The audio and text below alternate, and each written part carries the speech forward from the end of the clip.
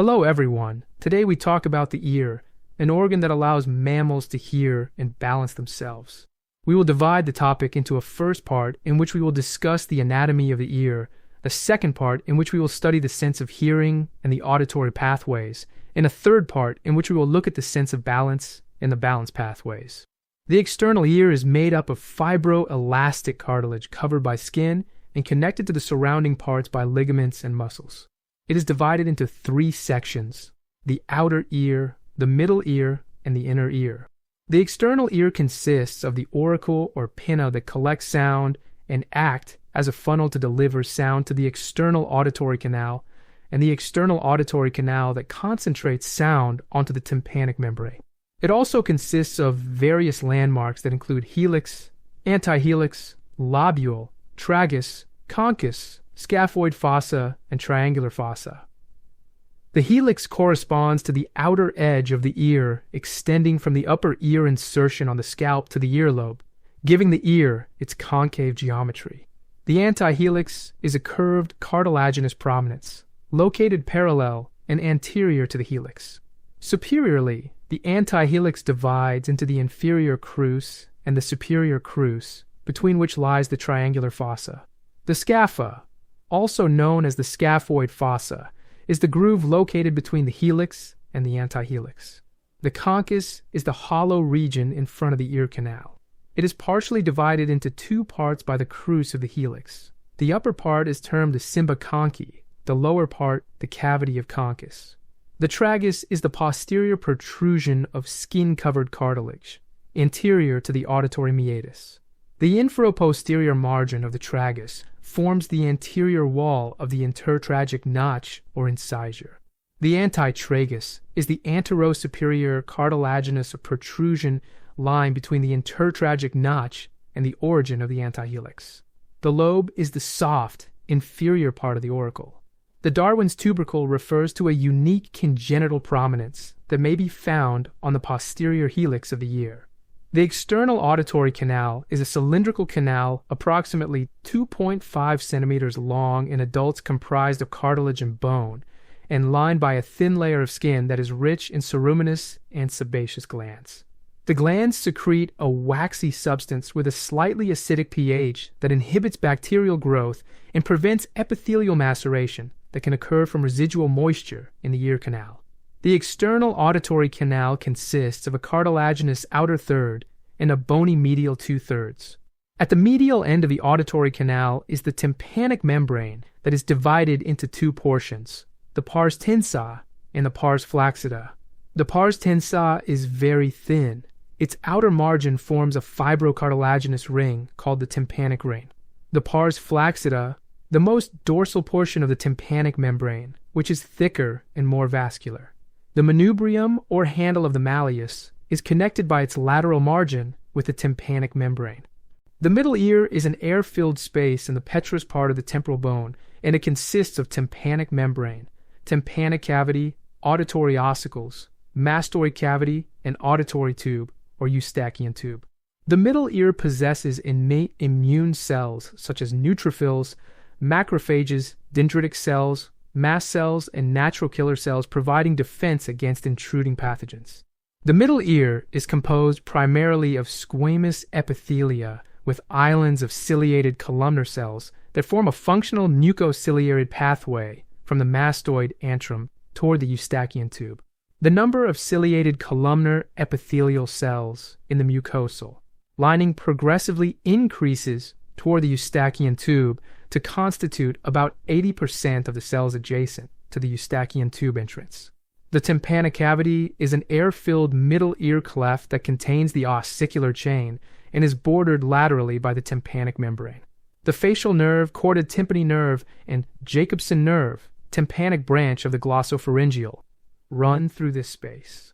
The mastoid air cell system exists in continuity with the tympanic cavity and contributes to mucosal gas exchange and regulation of pressure within the middle ear cleft. The roof is constituted by the tegmen tympani, a thin plate of the petrous part of the temporal bone.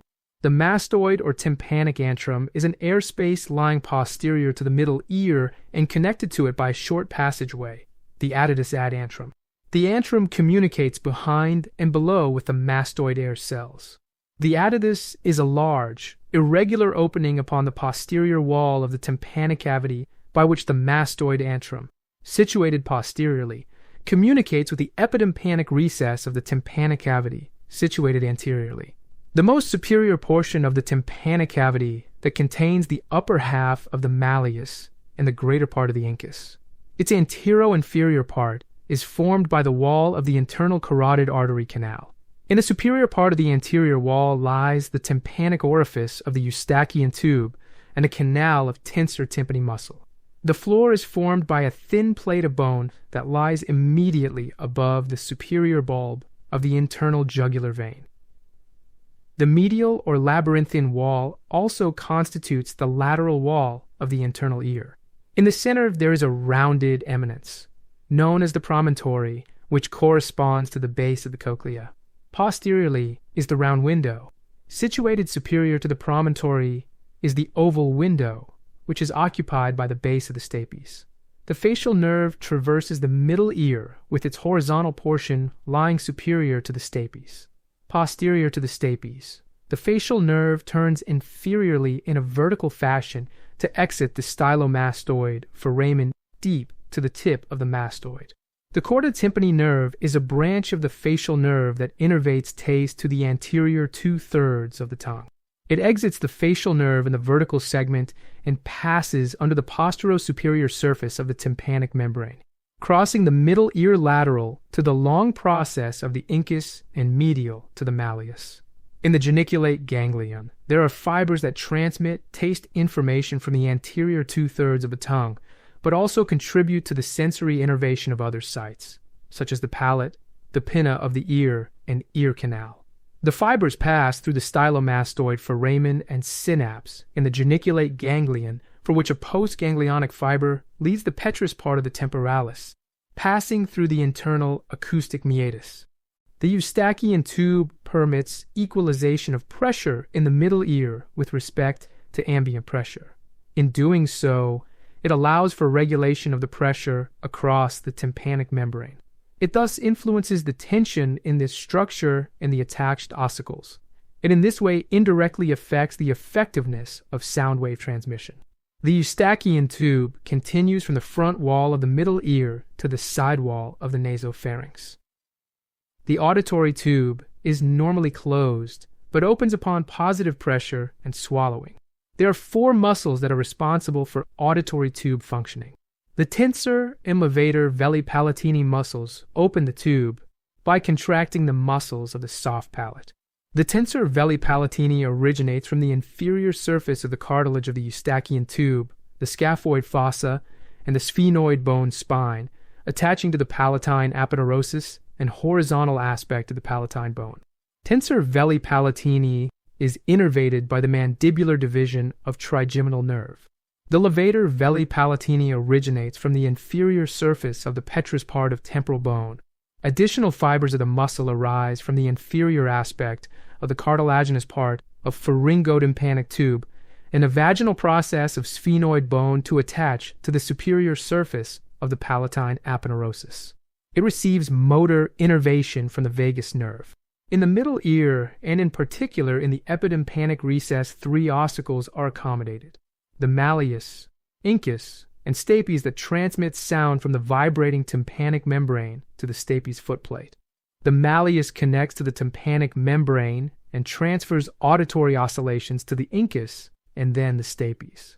The Stapes connects to the oval window, transferring mechanical energy to the fluid-filled inner ear. This chain of bones possesses 2 muscles, the tensor tympani and the stapedius.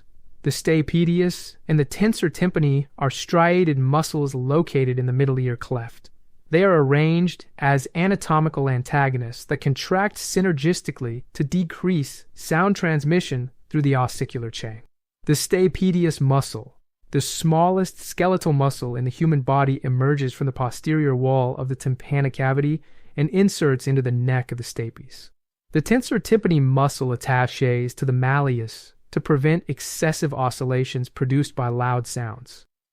The sound waves initially make contact with the external ear and tympanic membrane. The tympanic membrane vibrates, creating movement at Malleus, Incus, and Stapes. Pressure for the moving Stapes footplate against the oval window allows fluid displacement within the inner ear. From this perspective, we could see the stapedius muscle and the tensor tympani muscle and the two nerves, Chorda tympani and facial nerve. The inner ear is the innermost part of the ear and houses the vestibulocochlear organs. It has two main functions: to convert mechanical signals from a middle ear into electrical signals that will be sent to the brain centers, to maintain static and dynamic balance. The bony labyrinth is divided into three main parts: the vestibule, the semicircular canals, and the cochlea. The vestibule contains the utricle and saccule, two regions that are connected by the endolymphatic duct that leads to the endolymphatic sac, which extends until the subdural space. The utricle is located in the coronal plane, and the saccule is located in the sagittal plane. Both of these organs contain a sensory epithelium, the macula, which consists of hair cells and associated supporting cells. Overlying the hair cells and their hair bundles is a gelatinous layer, and above this is a fibrous structure. Each sensory cell is shaped like a flask or ampoule and bears 70 to 80 stereovilli on its apical surface. The longest among the various stereocilia is called kinocilium. The sensory epithelium is surmounted by a gelatinous membrane, the statoconic odolymphic membrane, which carries crystalline particles of calcium carbonate, the ear crystals or statocones otoliths.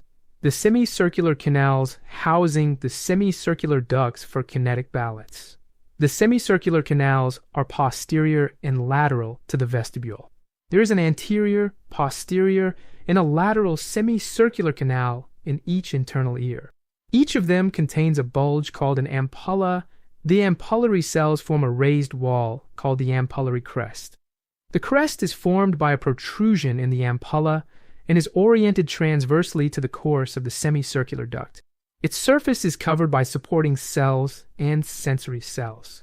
Each sensory cell bears approximately 50 stereovilli that are considerably longer than those of the macular cells.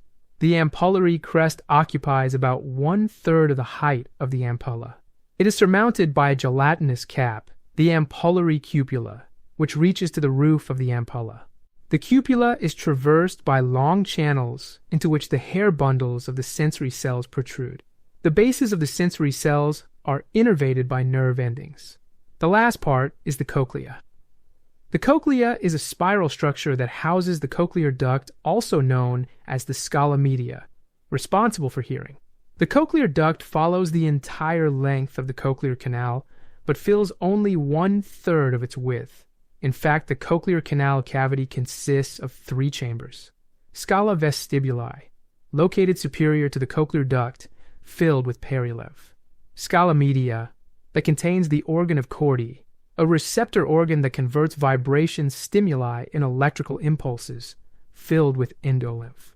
Scala tympani, found inferior to the cochlear duct, filled with perilymph. The border between the scala media and the scala vestibuli is Reissner's membrane, and the border between the scala media and the scala tympani is the basilar membrane. Reissner's membrane, or vestibular membrane, is attached to the osseous spiral lamina and projects obliquely from it to the outer wall of the cochlea, forming a roof of the scala media. The helicotrema is a part of the cochlear apex where the scala tympani and scala vestibuli meet. The organ of Corti is an organ of the inner ear located within the cochlea, which contributes to audition. It is composed of both supporting cells and mechanosensory hair cells. The hair cells within the organ of Corti have stereocilia that attach to the tectorial membrane. The basilar membrane of organ of Corti includes 3 rows of outer hair cells and 1 row of inner hair cells. Both types of hair cells have stereocilia on the apical surface. However, the arrangement of stereocilia and their connection to the tectorial membrane are distinctly different. The tallest of the stereocilia of outer hair cells are embedded into the tectorial membrane. The stereocilia of inner hair cells instead are free-floating. The cochlear ganglion or spiral ganglion is situated in a spiral canal within the bony modilus, which is the conical central axis of the cone-shaped cochlea, The axons come out from the modialis, forming the auditory portion of the 8th nerve. We will study this part in the video on auditory pathways.